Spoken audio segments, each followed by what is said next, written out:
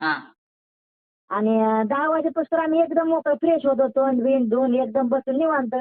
बसलो की तुला फोन करतो. हा 3-4 हजार टाकून देतो. तुम्ही बसा हॉटेलवर, ₹10 नाही तर काही करा.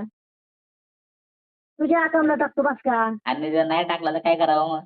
अरे बाई विश्वास ठेवला का आतापर्यंत शब्द कधी मोडलाय का मी ते सांग. कधी म्हणलंय का की बाबा मी तुला हे करतो नंतर केलं नाही असं आहे का. बरं. पण अरे मला तुम्ही पण मला बरोबर वाटत नाही रे तुला मला त्यावेळेस पैसे अरे मागायला. तू मागूच नको रे सुम्या.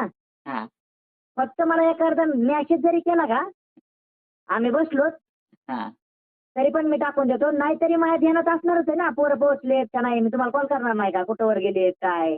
हा मग तेव्हा टाकूनच देईन ना तुम्हाला.